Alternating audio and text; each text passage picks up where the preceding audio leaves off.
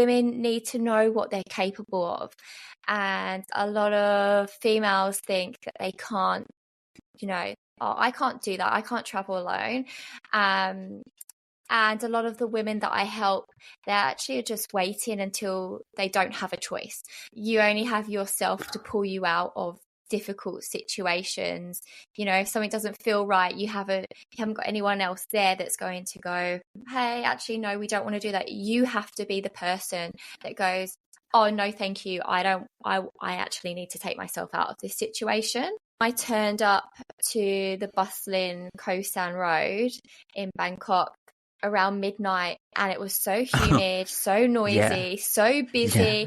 I had to go from one end of the street to the other with my backpack on, trying to look for my hotel. Then I didn't have a phone with internet, so it was, I think I walked the road twice.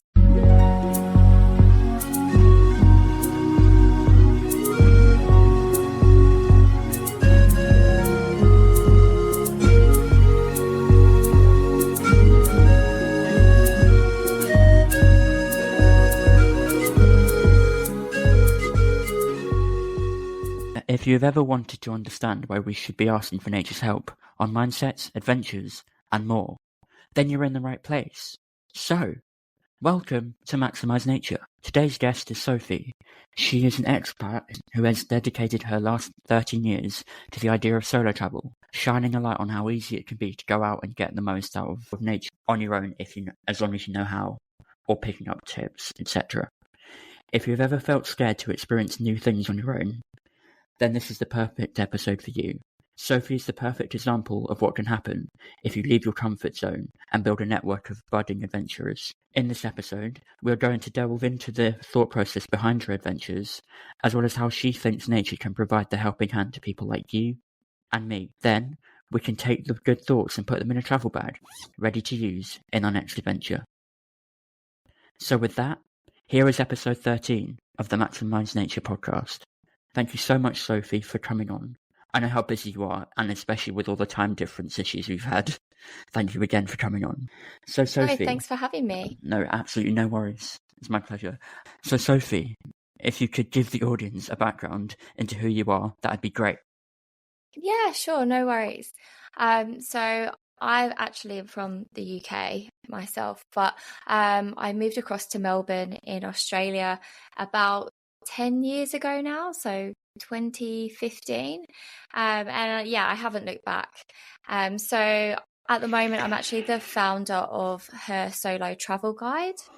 And Hersolotravelguide is basically about connecting and supporting women who want to travel or travel more. And perhaps they don't have anyone to travel with, or they're specifically looking to become first-time solo travelers. And so what I do as someone who has traveled solo, I guess it would be, 13, 14 years now, is I basically put all of my tips and advice together in the form of helpful online tools and resources, just to try and make their solo trips a whole lot easier and make them feel a bit more confident actually going. And even more importantly, I think it's about helping women overcome their fear of going solo, so they actually get motivated and are encouraged to take that first big leap, because it's scary, right? Especially only just graduating, 2 years ago. Especially my friends who are girls, find it, or I know at least a few of them find it really difficult to go and travel because they're leaving their comforts, they're leaving really what they know. I found it the same when I went to Australia, a year and a bit ago now? That I just needed to get out there. You came over here? Yeah. I came to Melbourne, Brisbane, Cairns, and then went down to New Zealand as well. It was such a great trip. It is all about getting out of your comfort zone, especially for girls, and for anyone listening, you will be fine. You will be safe. Just go and have the best time of your life, because I know I did when I went out. Oh, that's good. Yeah, I think it's just scary, isn't it? It's doing anything that you've never done before. And I think when you're scared of something, you're less likely to make the effort to do it. A lot of the time you need somebody to drag you with them, and you can't do that with solo travel because it's solo. So yeah, you have to drag yourself. exactly. So I guess I'm that person that is dragging people to say, you know, if you really want this, it's great, and here are some tools to make it that little bit easier. Exactly. We need people like you to get everyone listening, or everyone who's even gone out their comfort zone, to drag them out again so they grow even more. Like, I found that when I went to, New Zealand for this part, I literally it was subconsciously peer pressure that made me decide to do skydiving, because I was terrified, and I do not like being out of control. But what was funny was when I went there and actually jumped out the plane, even in the build-up, I wasn't nervous. I was just adrenaline fueled. Really? Oh It was God, lovely. well done. I don't think I could do that. Sure you can. Maybe one day. It's so important that we push ourselves, and I think really nature can help you do that, and being in the outdoors is 100% the best way, because realistically, like I've said in a load of my episodes, everyone has their own adventures. No matter how big or small they might be, they're still scary depending on who it is and how they look at it. Exactly. Yeah, I think when you're not in your day-to-day, you do things differently to what you would when you're at home. When you're in a different environment, you do take the opportunities that you might not if you were at home. You know, so like skydiving, I probably wouldn't do here in Melbourne. But if I was in New Zealand, I can say I did think about it. I didn't do it, but maybe one time I will.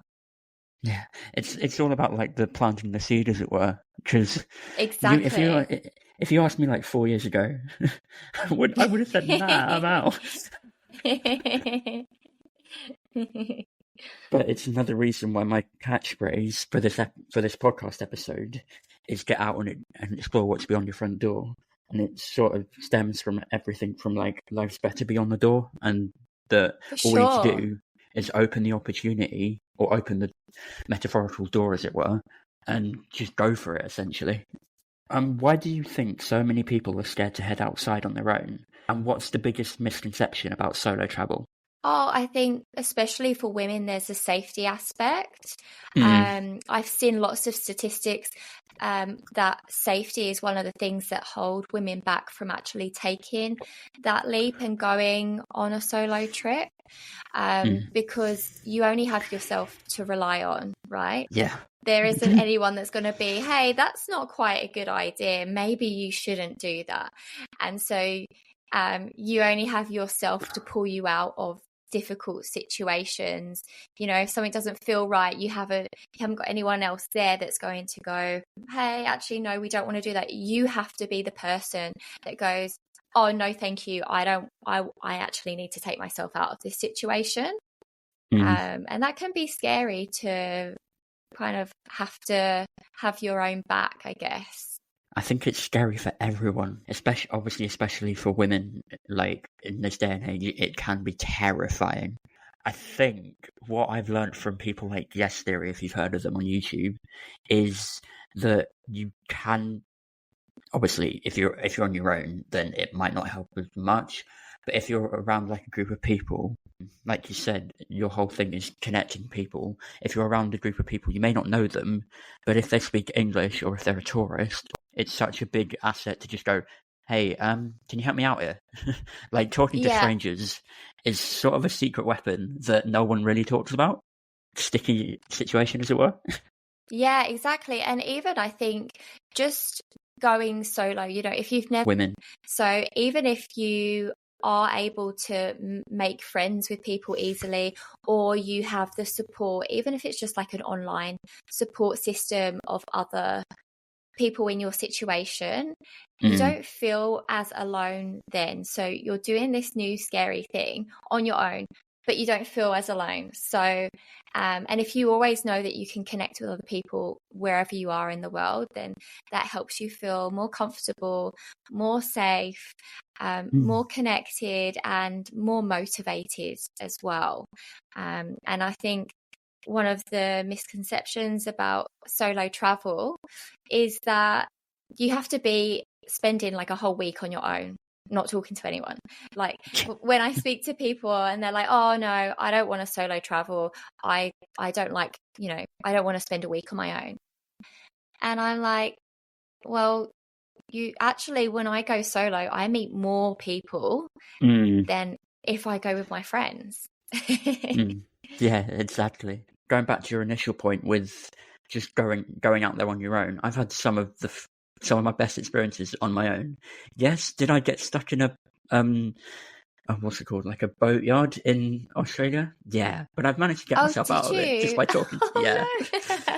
Because when I went in, I went looking for a beach that some of the people I met out there were on, and I ended up going into a boatyard.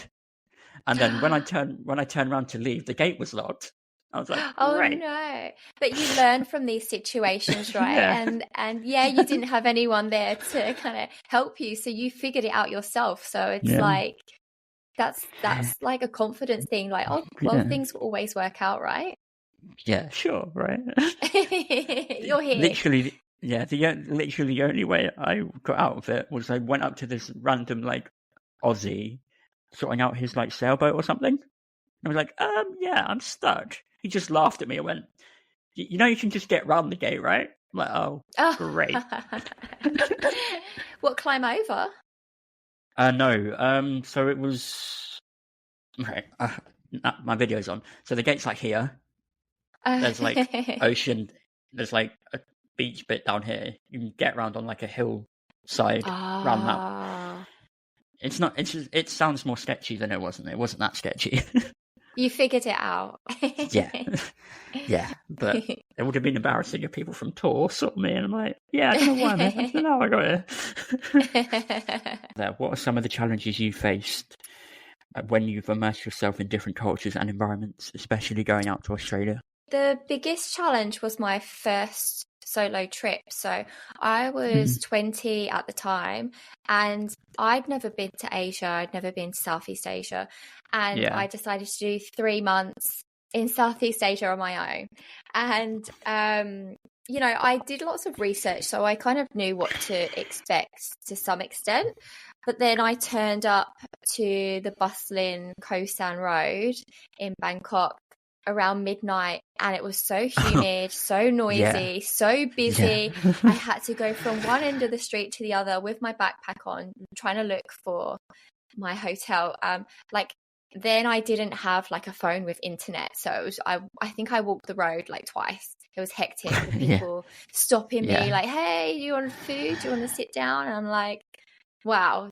So that was pretty hectic. I really did immerse myself in everything because it was my first trip, and I guess I probably was a bit naive at 20. But one thing that struck me was, as I was going around, I was hearing about people dying through Laos, and that's like with the tubing. Have you heard about the tubing in Laos? Yeah.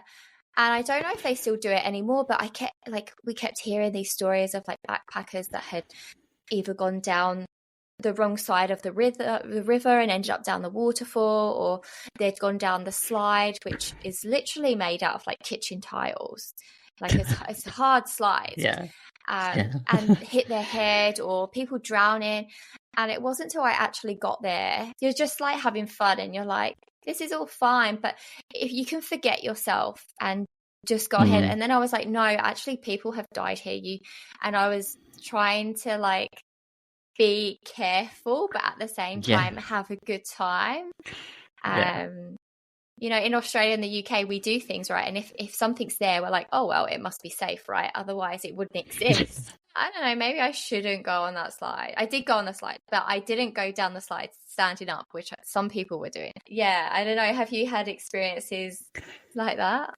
When I went to Zambia as part of a volunteer program with my sixth form, we went to we mainly stayed in the orphanage. That was completely fine, like chill. But it's when we went to deliver like rice and grain and different like wheats and stuff. I was like, yeah, this might not be the one. Let me just, Oh, because I think I was 16, 17 at the time. No, 17. yeah. I was like, let me just stay with the leads of this, so nothing happens to me. But you could feel why you hear.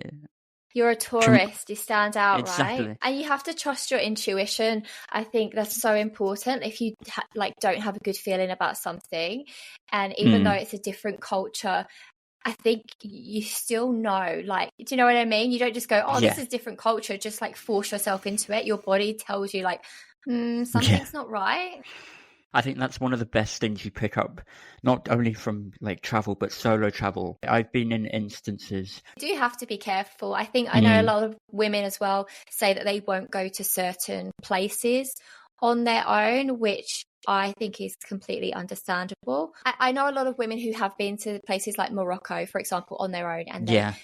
been fine and they've been safe and they've had a good time. But I know a lot of people are concerned about it. And I've personally went to Morocco when I was a lot younger, and definitely I was staying in a resort, but even just going outside the resort was very, very scary back then. So I think people's fears are valid. And if you're not comfortable going to a certain place for any reason, then yeah, there's no need to kind of force yourself. When I was at uni in Cardiff, the one rule my sister told me when I first went was make sure all the girls get home safe, and then you go Yeah. home. That just makes sense. Because it's a whole, I mean, I can't really relate, but I can understand that it's a whole different ballgame for women compared to men. Yeah, I definitely feel women worry about it more. I think yeah, guys definitely need to worry about their safety as well, 100%, especially in yeah. foreign countries. But yeah, it's definitely women are more vulnerable, I think. That's definitely for me, and from what it sounds like for you, one of the biggest concerns about, especially for women solo traveling, is the vulnerability to things going wrong and like the misconceptions.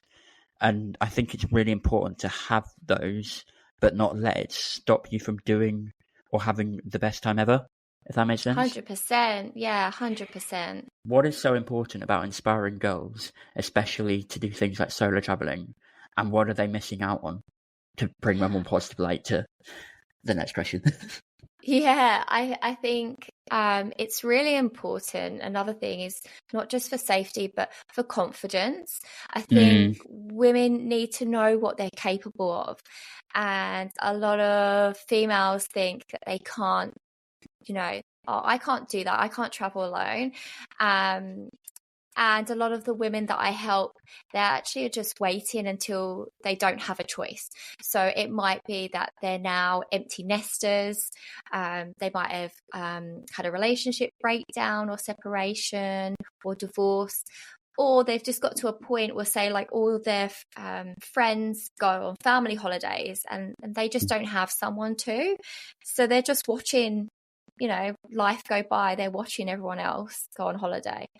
And that's why I think it's really important to not just wait until you have to do a trip on your own, but maybe start to do like short trips on your own beforehand so that you really kind of build up that confidence to just do a night here on your own and just take it as like a bit of a self-care thing. It doesn't have to be like this big bold step.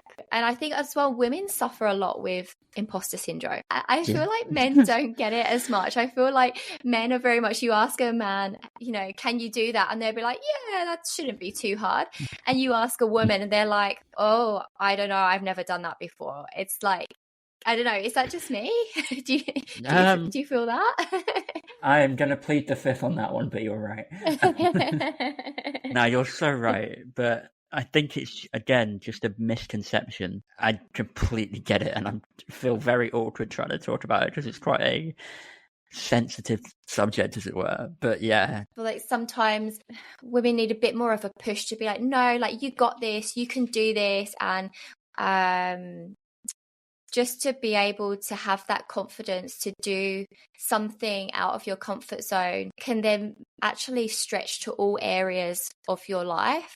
So if you know that you can go on a solo trip, Like, you know that you got there fine. You got through the airport, which can be confusing. You stayed safe. You didn't lose anything. And Yeah. then all of a sudden, when you get home, it's like, oh, like it I just did that. stretches into everything. Yeah, I did that. How did I do that? Like, I still look back at my first trip and I'm like, how at 20, how did I manage to budget for 3 months for a start? Yeah. Very How relatable. Very relatable. how did I didn't have anything planned. I literally had my first night hotel planned, and then I somehow managed to get from Thailand all the way around Thailand, across to Laos, Vietnam, and Cambodia, and back in time to Bangkok for my flight home. And it's like, wow, I really did that. And so if it came to like, oh, I've got to travel to Sydney for work on my own, that suddenly becomes like less daunting because, well, I just did, everything becomes easier. I think it's a bit of a spoiler for an episode that's coming out very soon, but it's all about like baby steps. So if you're terrified of even going to like work on your own or going to like a cafe on your own, just start by getting out the door and then going back in. For sure. Maybe next week or something, go for a walk on your own, then go cafe, then it'll build, and eventually you'll end up on the other side of the world like I did. But yeah. Exactly. And missing out, well, people who are not doing solo travel, I guess you're missing out on the freedom of doing whatever you want for a start. I mean, when you go on holiday with friends, that's great, right? But then what happens when you can't eat in that really nice seafood restaurant because 2 of your friends don't like seafood? So, if you're on your own, you can go and eat wherever you want. I think it is really that element of like freedom, because I used to be genuinely 7 or 8 years ago terrified of even going outside on my own. But realistically, you're going to be fine. You're just going to get out, you're going to enjoy it, and you will defo learn something. And I think everyone feels like that at the beginning. Feels like people are looking at them. They feel like everyone's looking at them. Like, it's funny because you think you're the center of everyone else's world, and actually everyone's just too busy thinking about themselves and what they're doing as well. So actually no one's looking at you. But it's like you almost have to kind of go through that to get used to it and get over it, right? It's like exposure therapy or something. Yeah, exactly. Like, definitely a thing with people who are younger. For sure. It definitely is. But you say it's just with people who are younger. I know obviously. So many people in my group who there are a lot of women over 40 who really don't want to go out and eat on their own and feel really uncomfortable. And that's a big thing, right? Because you feel really self-conscious. So it really is just what you get used to, I think. Just to sum up basically what you said, it's more of an experience thing than it is oh no, I'm terrified of doing that. You just haven't done it or done something like it yet, so you can't really build up to doing what someone terrified would say is like the big thing, if that makes sense. Yes. Like you can't just go to bring it to like sport. You can't just go.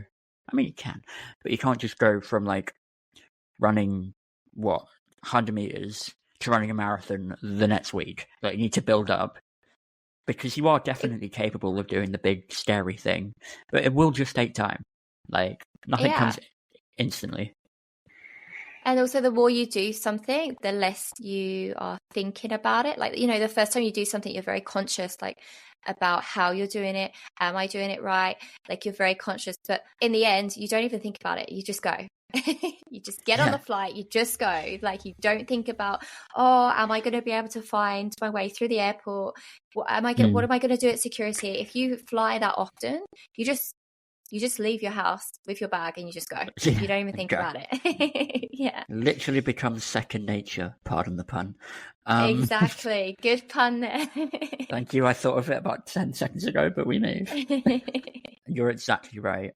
What would you say is the best thing about having a conversation with strangers about adventuring outdoors? And is there anything that took you by surprise? I think just meeting people and the friendships I've made are probably the best things. So there's still people that I catch up with over and over again, or I still chat to. And even the people that I'll never see again, it's so weird Yeah. because you become like a part of each other's memories. And I think that's Yeah, so special. Like, I still it is. remember people who I chatted to for like a couple of hours 14 years ago. I might not even remember their name, but they Yeah, hold like a yeah, special part in your memory.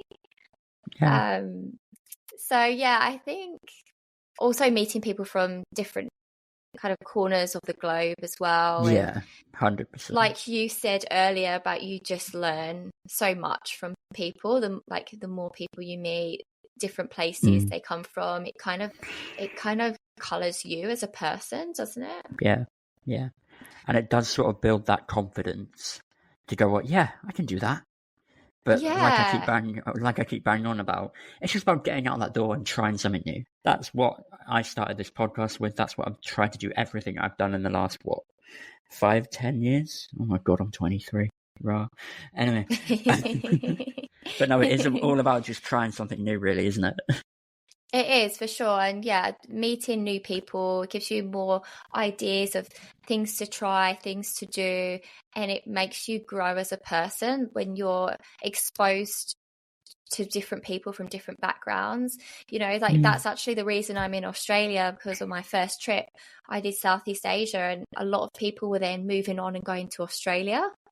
And yeah. I was like, oh, I want to go to Australia. So then as soon as I came home, I was like, that's it, I'm going to Australia. And so I started planning my next trip. And then, yeah, if I hadn't have met those people that were going to Australia, who knows, I might not even be Who here now. knows? So Most of my friends are medics, and a good half of them end up going to Australia. That whole change in lifestyle, because I've done 18 years of education in the UK. I think it might be time for a little break from UK culture. As nice as it is, you do need to try something new once in a while. oh yeah, definitely. It's good to get out and go somewhere different. Why do you think most people need to build relationships while solo traveling, and how can this help them in the long run? I think like building relationships whilst you're traveling, like I said earlier, it helps support you in your journey when you're solo traveling, so you're not feeling lonely, you're Mm, not getting like homesick. um, yeah, and like I said, in my memories, like I remember the people, not just what I did on my trips. I actually really fondly remember the people that I've met. But also, a bit like your skydiving story,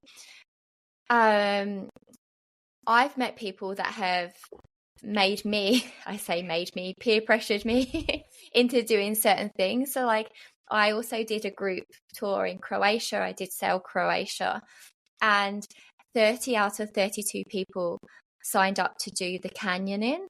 And I was oh, set. yeah, I was not doing that. I was like, I don't like jumping from high places. I'm not doing that. And then I heard 30 people on the boat were doing it.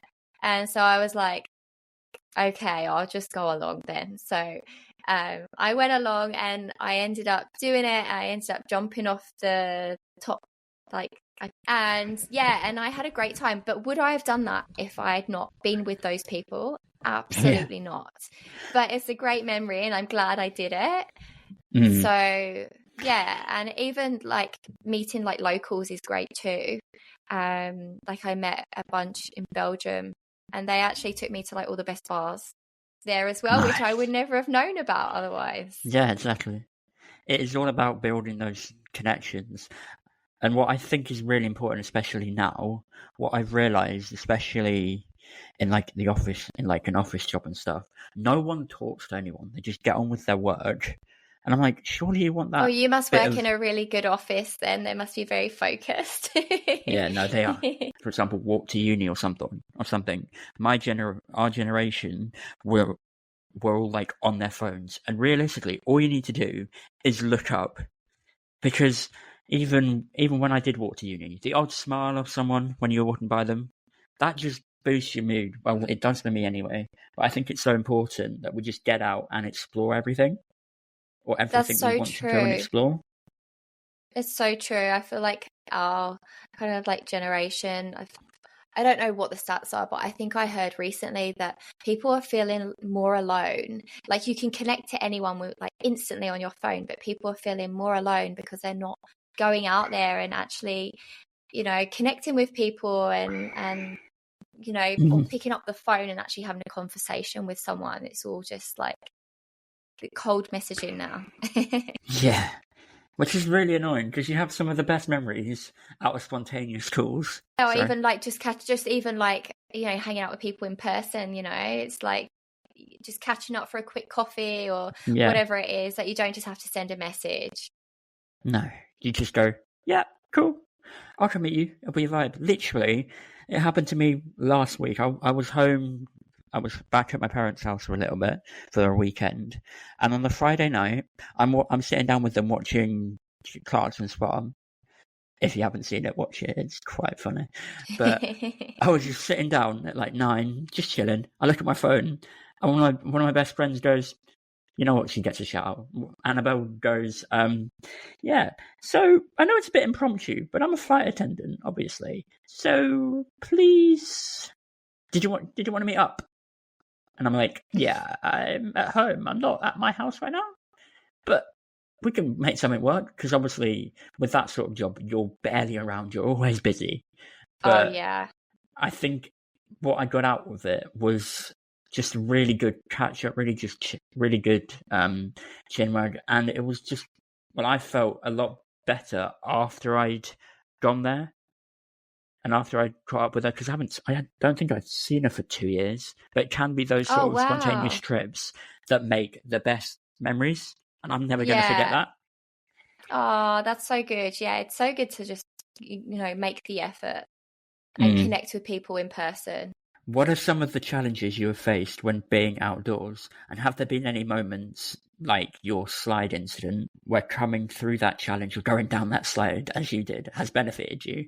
Some other sort of challenges would be, again, I feel like my first trip was like so memorable, even though it was so long ago. But just, I think as well, because that was when I was the most cautious, because it was all new. And I remember being in Bangkok and with some, random people that I've just met.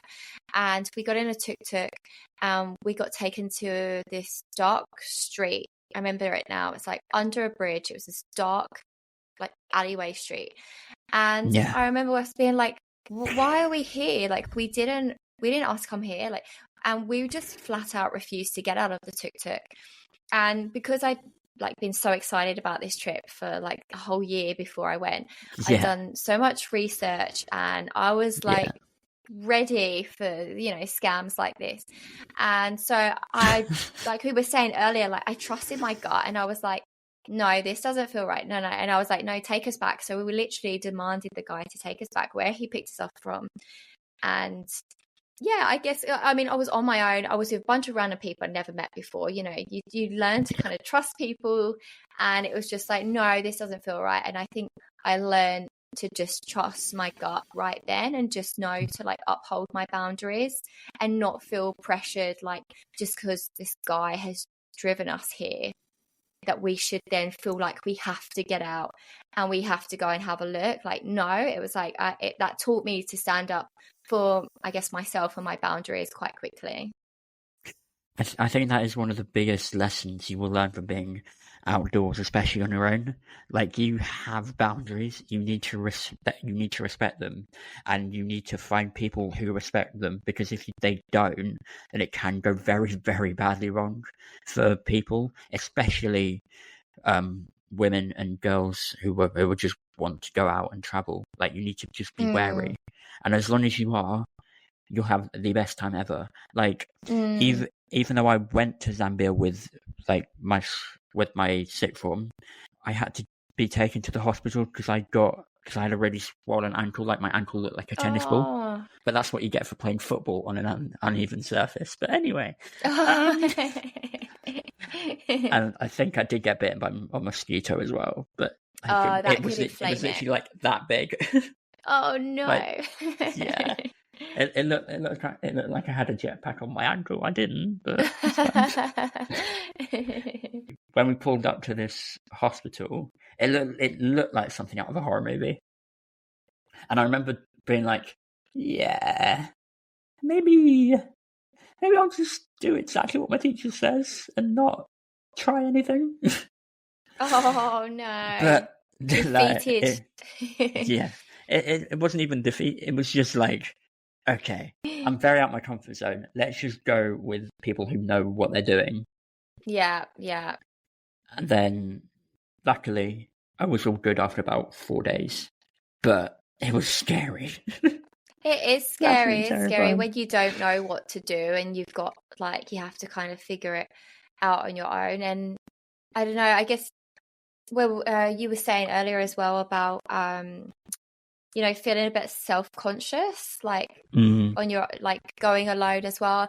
I feel like as well, if you haven't done that in the past, you haven't gone solo, then it's hard to start making conversations with people as well. It's kind of that thing where you feel like you're also going to get rejected for trying to talk to someone. It's like a big deal until you kind of get used to it as well. So, but it's kind of like a catch-22 because you're going to be on your own without the support unless you kind of make the effort to talk to people. So, and I think it is just that invisible, not shield, but invisible blockage. But as soon as you go and talk to people, oh, this isn't that bad. Oh, yeah, exactly. This works. Go for it. Sweet. But I feel like for me, I learned that, and so many people my age learn that when they go to uni, because you have to make friends. You do. Or you have to at least go out and talk to people, because that's for me what made my uni experience the best. Probably the best time I've had yet. Keyword yet. Yeah. Yeah, you do definitely have to be social. And I know my first trip, I was scared to kind of go up to speak to people, but I also think as well, because I was a little bit shy, I feel like I was coming off a little bit standoffish as well. So it does take practice to kind of be that person that is confident enough to make conversation, but isn't an overpowering and too clingy, because there's a balance, isn't there? So there really is. But I think it's just about knowing that you'll be fine. If they don't want to talk to you, they won't. It's but not someone personal. Will. No, it's just they're not in the mood. They don't want to. They might just be off it on that day. It's nothing you can do, so I wouldn't feel bad about it for anyone listening or anyone who's going through something like that right now. Who or what inspired you to solo travel? I don't know if there was any one particular person, but I was at university as well, and I was spending my 3-month breaks, summer breaks, working, or I'd go home and then be bored for 3 months and have to try and try and budget my money, and expensive in the UK. And then I went back to uni after the break, and some people had gone off to Southeast Asia, and they were like, it's so cheap. It would be cheaper living in Southeast Asia for 3 months than living in the UK. So I was like, wow, okay, I want to do that. I saw their pictures. I remember one guy in particular saw these crazy pictures. He looked like he had so much fun for 3 months. And I was asked him loads of questions, how much did it cost? Who did you go with? And he was like, oh, I just went on my own. And I was like, bingo. I just couldn't get my head around it. But then I was just I was thinking, on his own, that's a bit weird. And then I thought about it, and I was like, well, if he can do it on his own, I can do it. So I was like, that's it. That's what I'm doing. Exactly. I think you've also find that people who go out and travel on their own, which is why I think it's so important to get out beyond your front door, and travel on your own, is because when you come back, they're often the most confident people. Yeah, because they've done stuff that they're scared of repeatedly, and then when they get faced with a challenge, it's just like, I could do that. It's fine. Exactly. Yeah, things will work out. You're just I'll figure it out. So it's not that I wanted to go on my own. Just to make that clear, I did ask lots of people. I was like, I want to do this on my summer break next year. Who's coming with me? And I remember another friend of mine, a guy friend back home, who said to me, oh, I want to do that too. I'll come with you, but I can't go this year. I'll go next year. And I said to him, I'm not waiting for you. Exactly. And you know what? I'm so glad I didn't wait, because it took him. He actually did that trip, I think it was about 6 or 7 years later. So he did do it. But if I'd waited for him, I would, for one, probably, oh no, it Wouldn't probably have was gone. longer than that. Yeah, it probably was like 10 years later. I wouldn't have gone. I wouldn't be in Australia right now. So it's just crazy if you stand around like waiting for other people, like you just won't live your life to the fullest. Exactly. You just got to go out and get it, as it were. Yeah, stop waiting and just go. Exactly. What uni did you go to, by the way? UE in Bristol. You know UE? Oh, nice. No, yeah. I went Cardiff, University so of I know West it. England. Oh, yeah, I went to Cardiff one night for a night out. Oh, legendary. Cardiff Legendary. Uni, they had a good night on there. Oh, we did. Anyway. Oh, literally. But it's fine. What is it about being able to travel and be in the moment, like you were saying earlier, about going out and getting it, that changed the way you think and approach your everyday life? Probably just, I appreciate where I am a lot. Whatever I'm doing, I think I've got a lot to compare to. I know, for example, being here in Melbourne today, it's been absolutely freezing here today because we're in peak of winter. Yeah. How cold is it? Today, I think it was highs of 10 degrees, but feels like 6, which is really cold for Melbourne. 6 degrees. It went down to 0 last night. That's like ridiculously cold for Melbourne. That's prime English summertime, that. Well, that's what I was thinking. I was like, I went out today and I didn't have a coat on when it was the first part of the morning.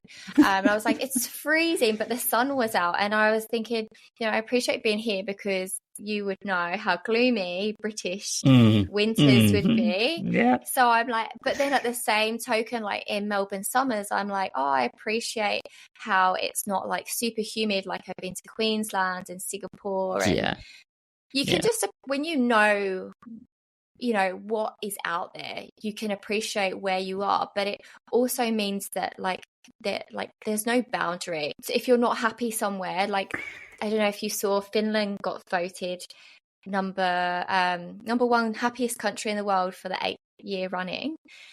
And it's like, if I ever get unhappy, maybe I'll just move to Finland. Like, do you know what I mean? So it's just when you travel, you realize that everywhere is just a flight away. Like if I want to go back and see my family, it's a long journey, but it's like it's possible. It's doable. 2 flights. Exactly. I can get back in a day, 24 hours. I can be home, and it just makes you realize that the world is limitless, really.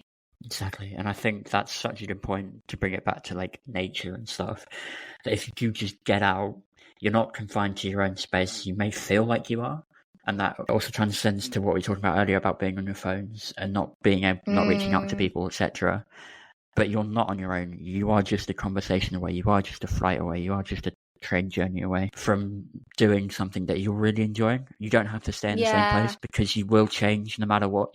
People change every day. Like, it's nothing to be scared about. It just happens. And it's just about how you adapt to it, really. Yeah, and there's so much to be explored and like all over the world. And I think that's where you are just like yourself. Like you say, you get off your phone, you get off screens and you're exploring. So you're really like in the moment, really mindful. And it's easily done, but you just have to break your bad habits. Yeah, exactly.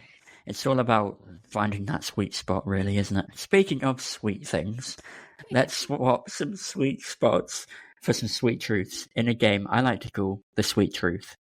Sophie, are you ready to play? Yeah. Your task is to tell me 3 things, 1 truth and 2 falsehoods, about any experience you've had outdoors.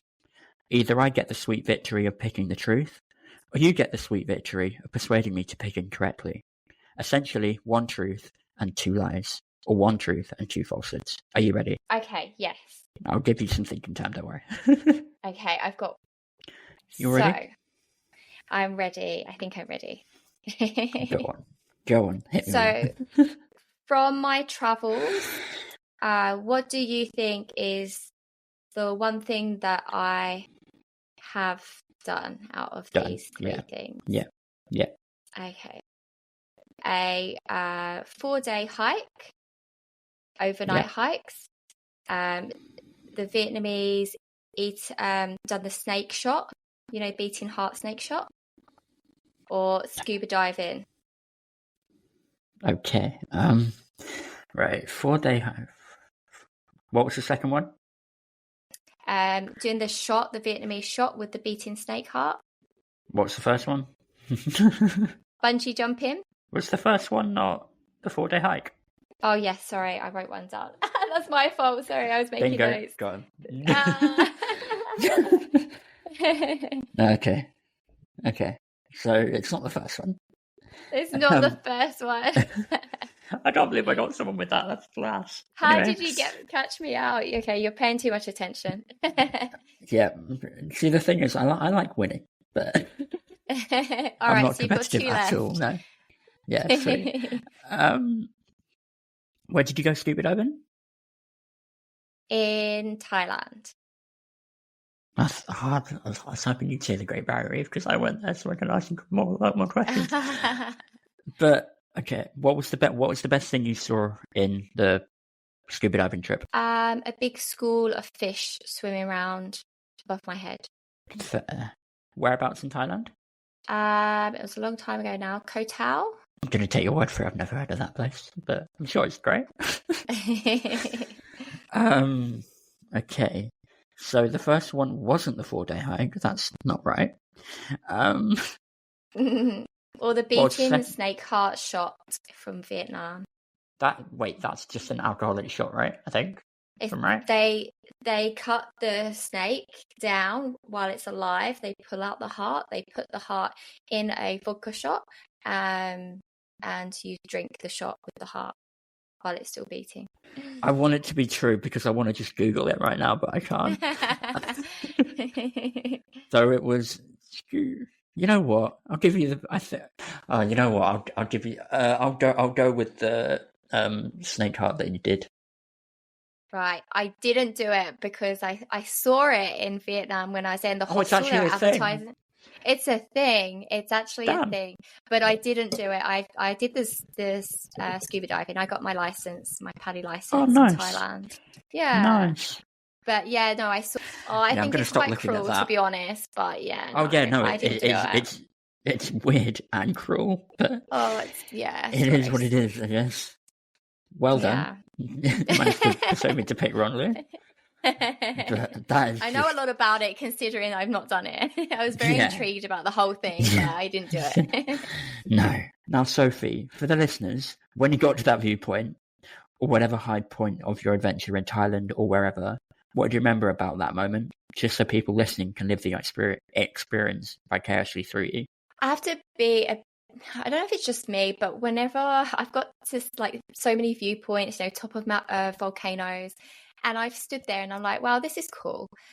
But it's almost like I take it in at that moment, but I don't realize, like, I've seen some really cool stuff, but I'm never like, wow, this is amazing. Like in the moment, it's only like afterwards when I look at the pictures, and I'm like, wow, that was really cool. I can't believe I did that. But in the moment, I'm like, yeah, cool. Like, so I feel like the most I feel like that euphoric feeling, I guess, I feel that I would normally probably get in that experience would be actually when I'm traveling on my own. And it's like, I remember having this feeling when I was walking around the wall in Dubrovnik in Croatia. Yeah. And actually, even in Singapore on my one of my recent trips, I was just walking through the streets in the markets, and it's like this feeling of like peace and calm, but also like this really like empowering feeling of like, wow, like I'm literally halfway across the world on my own. Like this confidence, like, wow, I've just done this on my own. This is so cool. And I feel like that really beats like any view, because you can get that feeling like anywhere in the world. Anywhere. Yeah, exactly. Yeah, and it's just like this happy, content feeling, like that you're just happy with life and like you've just done something, and it's just really satisfying. Exactly. Like I had it when I was in in Queenstown, just sitting looking out at the like port, and just had a song on in my head, and I was like, damn, I've done this, sick. And then just chilled out. And Queenstown's beautiful as well, isn't it? So it's pretty, like, what a view. Exactly, especially when it's sunny. Oh, thanks. So good. Yeah, it's stunning. Yeah, no, that would have been cool to have that little moment there where you're just chilling on your own. That just peaceful moment. It's great. Sunglasses on, knowing that Yeah. everyone back in the UK is in cold winter weather, and you're still like, Yeah, that's what it is. It's like, oh, everyone's at work right now, and I'm just here, just chilling on my own. It's great. It's so that it's unbelievable. I love it. It's a big reason why that song is still in my playlist to this day, and that was almost a year to 2 years ago. It's just a vibe. It brings back those memories. Oh, it does. It does. One last task. Please write down and send to me one nature-based phrase that I must get into my podcast without my guest knowing. Did you spot the one I got in my episode today? Is it the doors? Which one? Which part? It is it? Did I get it right? Maybe, but it depends what part. Was I paying attention? That's the point of the game. Open the doors. Are you trying to say get out and explore what's beyond your front door? Oh, is that what you were saying? Is that what? I don't know if that's the right answer. No, but that is that is the slogan because I drop it in so many times. But it was. Okay. Life's better beyond the door. Sophie, thank you so much for joining us on the Maximise Nature podcast. I find your story, and particularly everything you said about not only female travellers, but just about getting out and going beyond your comfort zone, trying to break that fourth wall with people who are just going about their daily lives and trying to make their lives better as well as your life, and just communicating what's really important about going outdoors, just being yourself and being confident, to just making that first step. No worries. Thank you so much for having me. And yeah, I just really hope this inspires more women to get out there, and more men too to get out there and start solo traveling, because you're just missing out on life if you're just waiting for other people. There's just so much out there to be explored. Be sure to follow Sophie at Hersolotravelguide. That is at Hersolotravelguide on Instagram for more inspiration on any trips you might want to do. Until next time, get out and explore what's beyond your front door. Sweet. Perfect. Awesome. Thank you. That was great. It was really enjoyed chatting with you. I'm glad you enjoyed it. If you enjoyed that episode, then we have plenty more to offer you. You interested? From a conversation with Paralympic champion Dimitri Coutier about the power of being active, to incredible wildlife conversations and encounters with Dr. Niall McCann. Find out more by typing in the Maximise Nature podcast anywhere, and follow on Instagram at Maximise_nature. That's at Maximise_nature for a chance not only to catch up on more episodes, but also maximise your midweek. Bye guys!